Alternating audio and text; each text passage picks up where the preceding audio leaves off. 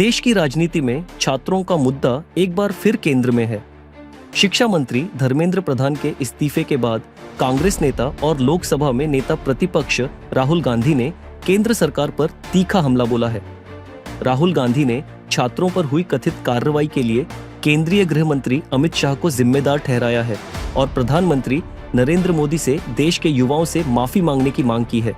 लोकसभा में नेता प्रतिपक्ष राहुल गांधी ने शिक्षा मंत्री धर्मेंद्र प्रधान के इस्तीफे को छात्रों की जीत बताया और कहा कि यह देश भर के युवाओं के संघर्ष का परिणाम है। उन्होंने छात्रों को बधाई देते हुए कहा कि लोकतंत्र में शांतिपूर्ण आंदोलन करने वाले युवाओं की आवाज आखिरकार सरकार को सुननी पड़ी। नई दिल्ली स्थित 10 जनपद पर आयोजित प्रेस वार्ता में राहुल गांधी ने आरोप लगाया कि प्रदर्शनकारी छात्रों पर बल प्रयोग और कथित पैलेट गन के इस्तेमाल जैसी कार्रवाई के लिए केंद्रीय गृह मंत्री अमित शाह सीधे तौर पर जिम्मेदार है। उन्होंने मांग की कि छात्रों पर कार्रवाई का आदेश देने और उसे लागू करने वाले अधिकारियों की पहचान कर उनके खिलाफ सख्त कार्रवाई की जाए। राहुल गांधी ने कहा कि विपक्ष इस पूरे मुद्दे को संसद में प्रमुखता से उठाएगा। उनका कहना था कि छात्रों पर किसी भी प्रकार की हिंसक कार्रवाई लोकतांत्रिक मूल्यों के खिलाफ है और इसे किसी भी स्थिति में स्वीकार नहीं किया जा सकता।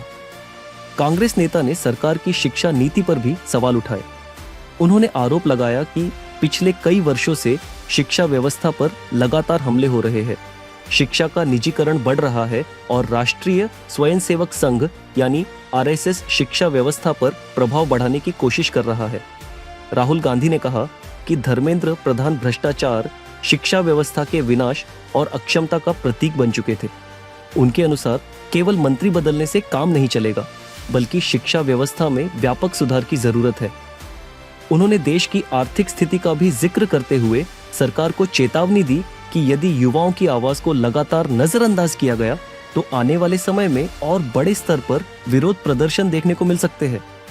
इससे पहले राहुल गांधी ने जंतर मंतर पर भूख हड़ताल कर रहे छात्रों से मुलाकात की। उन्होंने बताया कि छात्रों के साथ पेपर लीक, छात्र आंदोलनों और शिक्षा व्यवस्था से जुड़े विभिन्न मुद्दों पर चर्चा हुई। राहुल गांधी ने आंदोलन में शामिल युवाओं की सराहना करते हुए कहा कि वे संविधान और लोकतांत्रिक संस्थाओं की रक्षा के लिए संघर्ष कर रहे हैं। कैमरामैन अब्दुल रशीद के साथ मैं कपिल बर्मन, वेब वार्ता।